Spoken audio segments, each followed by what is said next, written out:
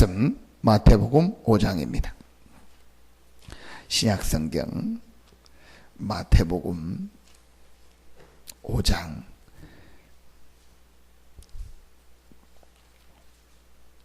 13절부터 16절입니다.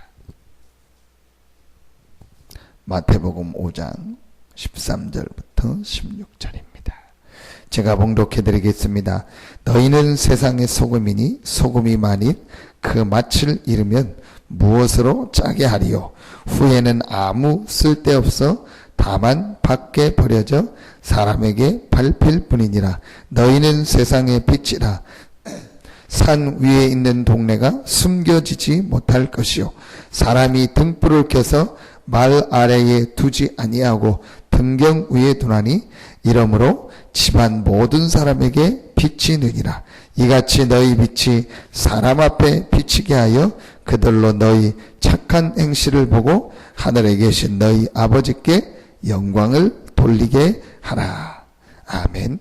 오늘 하나님 자녀의 정체성을 회복하라, 그런 말씀을 주셨는데 13절에 보면 너희는 세상의 소금이니 그랬습니다.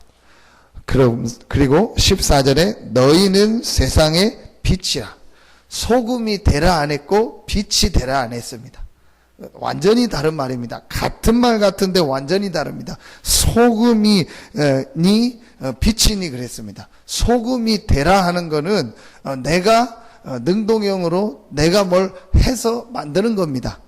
네, 소금이니 이거는 이미 우리가 되었다는 말입니다. 수동을 말하는 거죠. 그러면서 세상의 빛이라. 이게 작은 것 같은데요, 작은 구절인데 굉장히 중요합니다. 신앙생활에서 제가 볼 땐 제일 중요한 게 이 부분입니다. 그게 뭐냐? 우리가 항상 놓치지 말아야 된다. 내가 누구냐는 거. 여러분이요, 하루 종일 응답받는데 제일 중요한 게 뭐냐? 생각입니다. 근데 무슨 생각을 해야 되냐? 내가 누구냐라는 생각을요 잊지 않고 그 생각을 가지고 모든 걸 보면은요, 그게 바로 24시 기도입니다. 그럼 모든 일 속에요, 하루를 살아가는데요, 전부 응답이고 하나님의 계획이 깔려 있습니다. 왜냐? 하나님은 24시 우리와 함께 하시고 24시 응답하시고 24시 말씀 성취와 기도 응답과 전도를 가지고 모든 것을 움직이는데, 하나님이 거기에 저와 여러분을 누구로 부르셨습니까? 하나님의 자녀로. 그럼 이 일을 누구를 통해서 이루십니까? 하나님의 자녀로. 누구에게 말씀을 성취하십니까? 하나님의 자녀를 통해서. 누구에게 기도 응답하십니까? 하나님의 자녀에게. 누구를 통해서 세계복음화를 하시고 전도의 일을 이루십니까? 하나님의 자녀된 우리를 통해서. 우리가요, 절대로 놓치지 말아야 될 제일 중요한 겁니다. 그런데 많은 신자들이 이 축복을 놓치니까 어떻게 돼요? 오늘 이런 일이 생기는 겁니다. 소금이 맛을 잃어버린 거예요. 빛이 말 아래다가, 말하면 큰 그릇이나 뭐 이런 뚜껑 같은 거로 빛을 완전히 덮어놓은 거예요. 여기 지금 이 등이 있는데 이 등을 무슨 검은색 뭘 커버 같은 거로 가렸다고 생각하십시오. 그 전기는 나오는데 빛이 안 나서 여기가 어두워지는 거예요. 그러니까 구원받은 하나님의 자녀인데, 하나님이 영세전에 택하셨고 모든 계획을 가지고 천국 가는 그날까지 이 땅에서 완벽한 계획을 가지고 우리를 인도하시는데, 우리의 늘 생각은 뭐냐? 불신자 같은 생각이요. 무엇을 해야 되나? 어떻게 해야 되나? 아니면 내가 모든 걸 정해놓고 하나님 인도해 주십시오. 하나님을 그냥 내가 내 인생 끌고 가는데 약간 어려울 때 도와주는 필요한 분 정도로 생각한단 말이에요. 여러분, 이게 지금 별거 아닌데요, 제가 볼 땐 굉장히 거의 대부분이 이렇게 해요.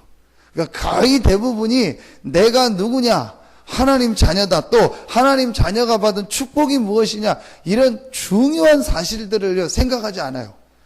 그냥 전부 기준이 뭐야? 나요. 다 기준은 나라니까요. 내 기준을 가지고 나를 위하여, 내 생존을 위하여, 내 이익을 위하여 내게 무엇이 필요하냐, 내게 무엇이 좋으냐, 전부 이걸 놓고 산단 말이에요. 저와 여러분은 누구냐? 소금이니 빛이라 하나님의 자녀고 많은 사람을 살리는 이 세계복음화의 언약과 축복 속에서 부름받은 겁니다. 하나님이 아브라함을 부르실 때 이 축복을 예비해 놓고 아브라함을 부르셨다니까요. 하나님이 베드로를 부르실 때 이 축복을 예비해 놓고 부르신 것입니다. 하나님이 바울을 부를 때 세계 살릴 축복을 예비해 놓고 부르신 것입니다. 이 사실을 실제적으로 안 누려요. 제가 만나서 얘기해 보면요, 실제적으로 완전히 얘기하는 건 불신자 생각이라. 완전히 불신자랑 똑같다니까요. 불신자처럼 생각하고 불신자가 하는 것처럼 합니다. 저와 여러분은 누구냐? 하나님의 자녀입니다. 영접하는 자 곧 그 이름을 믿는 자 하나님의 자녀가 되는 권세를 주셨으니 사망에서 생명으로 옮겼느니라. 그렇죠. 아들이 있는 자는 생명이 있고 아들이 없는 자는 생명이 없느니라. 하나님의 자녀입니다. 자, 여러분, 이게 늘 생각되지면 어떻게 되죠? 제일 중요하게 바뀌어지는 게 뭡니까? 판단이 바뀌어져요. 무슨 일, 무슨 사건을 딱 만나면은요, 분명히 나는 하나님의 자녀고 하나님이 나와 함께한다. 그럼 이 일, 이 사건 속에 하나님의 계획이 뭘까? 왜 하나님이 이 일을 허락하셨을까? 왜 하나님이 이 사건을 허락하셨을까? 그 생각만 하면은요, 사람이요, 뭐라고 됩니까? 이렇게 정상적으로 돼요. 그렇지 않고 그 생각을 안 하면 어떻게 되죠? 일단 흥분이 돼버려요. 아니면은요, 여러 가지 걸 놓치게 됩니다. 조금만요, 이 축복을 생각하면. 그게 오늘 1번, 2번입니다.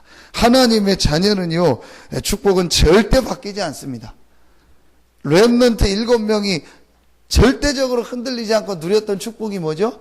어떤 상황, 어떤 문제가 와도 나는 하나님의 자녀요, 하나님이 나와 함께 하신다. 이 사실을요, 정말 사실대로 누린 겁니다.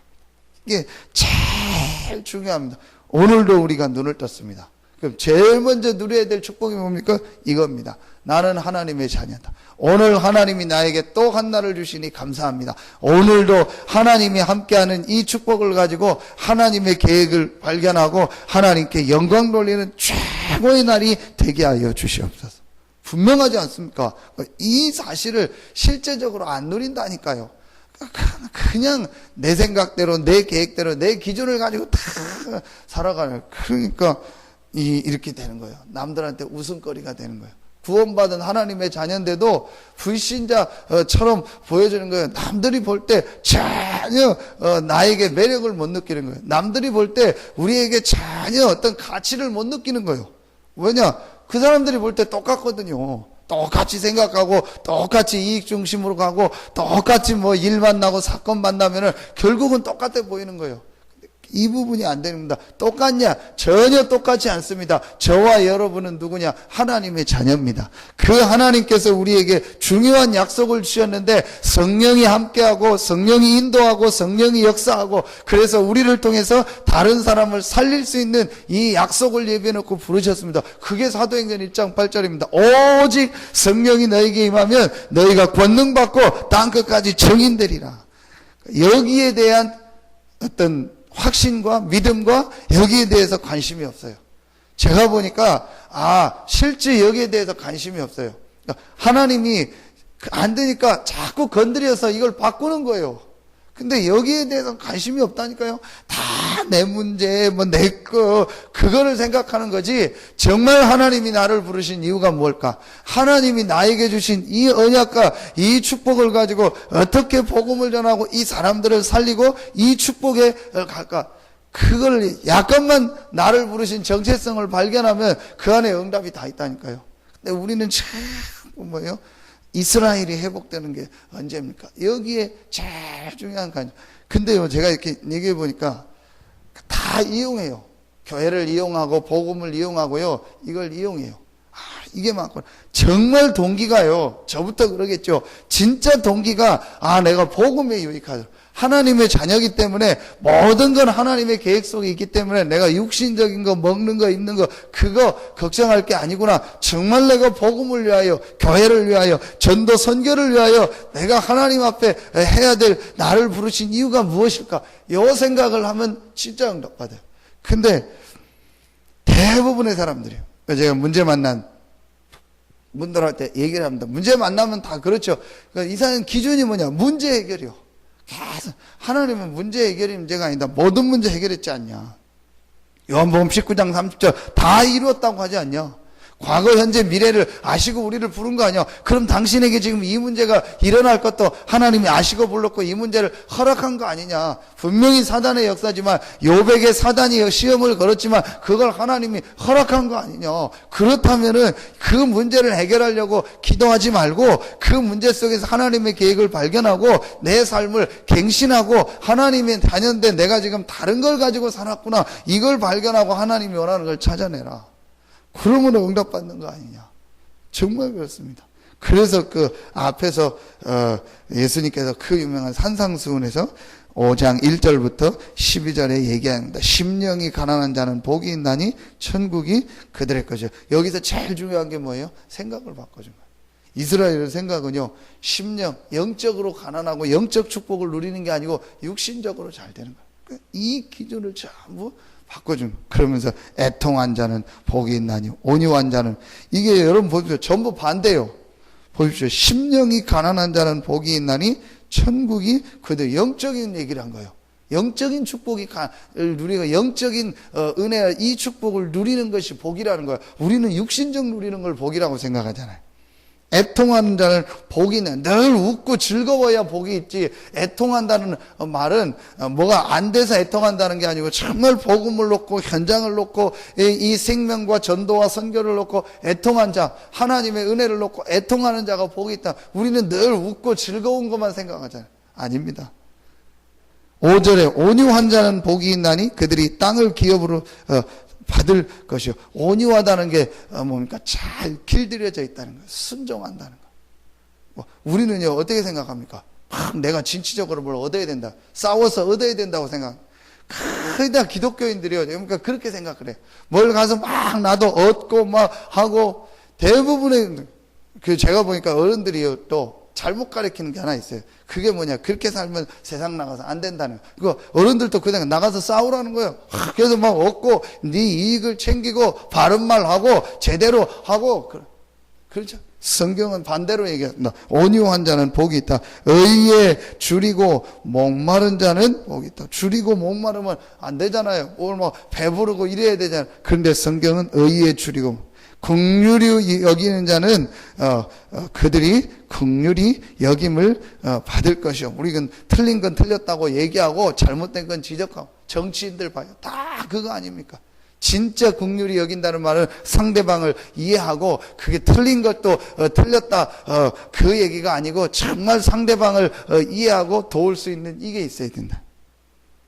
마음이 청결한 자는 복이 있나니 그들이 하나님을, 화평케 하는 자는 복이 있나니 하나님의 아들이라 일컬음을 받.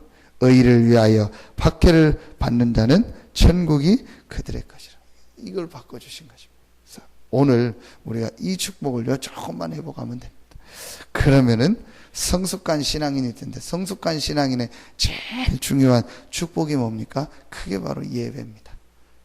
그 예배의 축복을 언제 누리냐? 혼자 있는 시간에 정말 누리는 겁니다. 정말 내가 하나님을 바라보며 힘을 얻는 시간을, 이 예배가 바뀌어지면은요, 이 예배를 누리면은요, 어떤 예배가 바뀌어요? 주일 예배. 그래서 주일 예배의 축복을 못 누린다. 100% 평상시 예배를 못 누리는 거예요. 그리고 그러면은 결국은 어떻게 되냐? 주일 예배 때 모든 응답이 오는 거거든요. 말씀과 뭐 경제와 모든 축복이 다 임하는 날이 언제냐? 주일 예배입니다. 그 주일 예배의 축복을 결국은 놓치기 때문에 응답을 놓치게 되는. 이게 우리가 신앙생활 하는 우리가 제일 중요하게 누려야 될 축복입니다. 그래서 여러분이 주일 예배를 놓고 한 주간 기도해야 돼요. 말씀 받을 말씀과 그날 기도와 또 하나님께 찬양하고 드리는 헌금과 또 모든 광고와 이 시간표를 놓고요, 하나님 앞에 기도하고 응답받아요. 이렇게 되면은요, 계속 응답이 오고 계속 축복이 오게 됩니다. 그래서 여러분 진짜 기도해야 된다. 사단이 막는 제일 게 뭐냐? 예배다. 혼자서 예배하는 것이고 주일날 함께 모여서 예배하는 것이다. 예배는 두 개 아닙니까? 혼자 예배와 함께하는 예배. 이 예배를 막는 게 누구나? 사단입니다. 여러분 이 사실을 알고 영적 싸움을 하고 정말 혼자 있는 시간에 예배의 축복을 누리고 또 함께하는 예배의 축복을 누려서 하나님 자녀된 모든 축복을 누리고 오늘 보니까 이 빛을 모든 사람에게 알리기 위해서 우리를 부르셨다겠어요. 그렇죠. 그래서 저와 여러분은요, 이런 어마어마한 축복, 흑암 가운데 어둠 가운데 있는 자들에게 빛을 전하라고 부르셨습니다. 그래서 오늘 이 아침에만 깨달아도 됩니다. 나는 하나님의 자녀다. 그럼 어떤 것도 염려하거나 걱정할 거 없다. 하나님의 계획이 있다. 내가 할 일은 뭐냐? 하나님이 나를 부르실 때 주신 약속, 성령 충만과 땅끝까지 증인되는 일이다.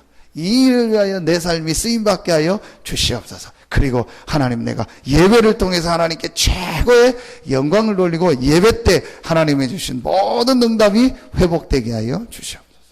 이거 여러분 붙잡고 깨닫는 이 순간부터 하나님은 역사하시고 응답하십니다. 이 축복을 최고로 누리는 오늘 하루 되기를 예수 이름으로 축복합니다. 기도하겠습니다. 하나님 감사합니다. 하나님 자녀된 신분 권세를 회복하게 하여 주시옵소서. 하나님이 나와 함께 한다는 사실을 늘 24시 누리며 이 축복을 가지고 많은 흑암 가운데 있는, 고통 가운데 있는 자들에게 이 빛을 전달하는 전도자의 축복을 누리고 하나님 앞에 최고로 영광 돌리는 우리 모든 성도들이 되게 하여 주시옵소서. 하나님께 모든 영광 돌리며 예수 그리스도 이름으로 축복하며 기도하옵나이다. 아멘. 주기도문으로 마치겠습니다. 하늘에 계신 우리 아버지여, 이름이 거룩히 여김을 받으시오며 나라의 마옵시며 뜻이 하늘에서 이룬 것 같이 땅에서도 이루어지이다. 오늘날 우리에게 일용할 양식을 주옵시고 우리가 우리에게 죄진 자를 사해 준 것 같이 우리 죄를 사해 주옵시고 우리를 시험에 들게 하지 마옵시고 다만 악에서 구하옵소서. 대개 나라와 권세와 영광이 아버지께 영원히 있사옵나이다. 아멘.